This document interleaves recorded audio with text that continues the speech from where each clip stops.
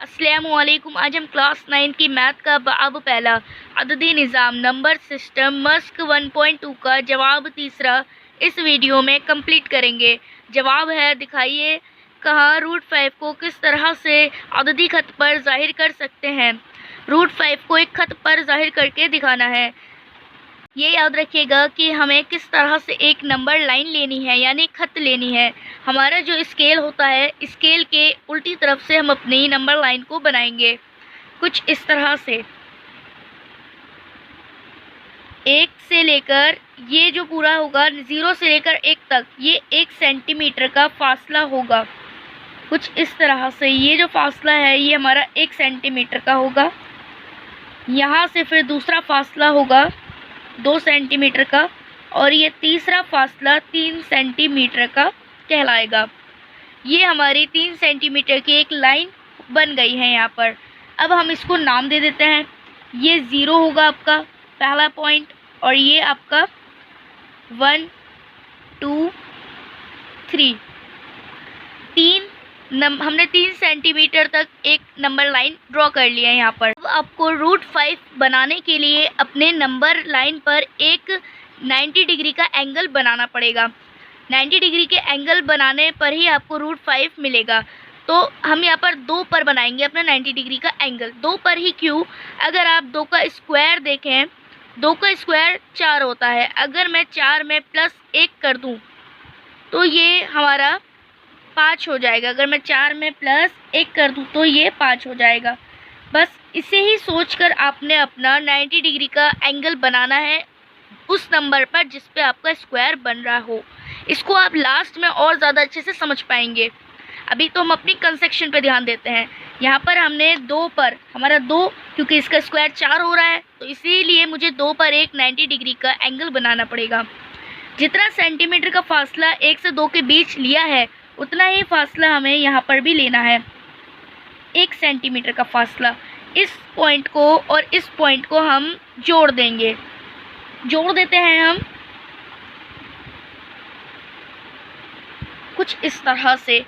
अब ये जो पॉइंट है और ये जितने भी पॉइंट्स हैं इनको हम नाम दे देते हैं। लास्ट वाले पॉइंट को, शुरुआती पॉइंट को बोलेंगे O, और लास्ट वाले इस पॉइंट को बोलेंगे A। ऊपर वाले बिंदु को यानी पॉइंट को बोलेंगे हम B। इसको B नाम दे दिया हमने। अब यहाँ पर हमें एक चाप लेनी पड़ेगी, यानी हमें एक कंपास से यहाँ पर एक चाप लगानी पड़ेगी जो हमारी √5 कहलाएगी। उसको भी देखते हैं कैसे लगाते हैं। अपने कंपास को आप इस नंबर लाइन के मुताबिक खोलें कुछ इस तरह से। ये जितने आपने 2 सेंटीमीटर का है फासला, तो 2 सेंटीमीटर की चाप लगेगी आपकी। बिंदु पॉइंट O पर रखकर आप इससे भी नाप सकते हैं, B से भी अपने कुछ इस तरह से। आप यहाँ से अपने कंसेक्ट करेंगे। तो ये जो चाप लगी है यहाँ पर, ये √5 की है आपकी। ये कितने हैं आपकी? √5 की कहलाएगी ये आपकी जो पॉइंट हमने लिया है। यहाँ जो पॉइंट बनना है इसको भी नाम दे देते हैं। इसको हमने C नाम दे दिया। ये चाप और ये बिल्कुल जो है लाइन हमारी सेम है, इसी को नापकर आपने √5 लिया है। नीचे वाली लाइन और ऊपर वाली लाइन बिल्कुल सेम ही है, चाहे ऊपर वाली को नापो या नीचे वाली को, बिल्कुल आपके सेम है लाइन। तो जो भी आप जिससे भी नाप कर बनाएंगे ये चाप तो सेम ही होने वाली है। तो ये √5 है, तो यानी ये भी आपका √5 ही होगा। आप इस तरह से कह सकते हैं कि √5 हमारा मालूम हो गया है। अब इसको हमें कंसेक्शन को अपना बताना भी पड़ेगा अल्फाजों में कि किस तरह से हमने इसको बनाया है। चलिए वो भी बता देते हैं। √5 की बनावट कुछ इस तरह करी गई है। मुताबिक OA 2 सेंटीमीटर लिया था हमने। देखिए OA की जो दूरी थी वो 2 सेंटीमीटर है, और AB या फिर BA कह दो, वो हमने 90 डिग्री का लिया था। हमने AB जो लिया है हमने, वो हमने 90 डिग्री लिया है। किस लाइन पर लिया है? हमने OA पर लिया है। कुछ इस तरह से आप जाहिर कर दीजिए कि हमने OA पर 90 डिग्री लिया था अपना AB। इसके आगे लेकिन और ए बी जो है आपका वो हमारा कितने सेंटीमीटर का है, 1 सेंटीमीटर का, और बी को ओ से शामिल करा दिया है।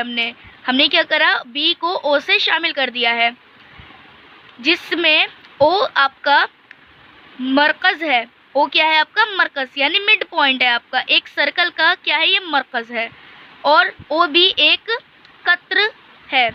ओ बी क्या है, एक कत्र है। अगर आप इसको कुछ इस तरह देखें, सर्कल की तरह, अगर आप इसको एक सर्कल की तरह देखें, यहाँ पर देखिए मिड पॉइंट बनना है आपका।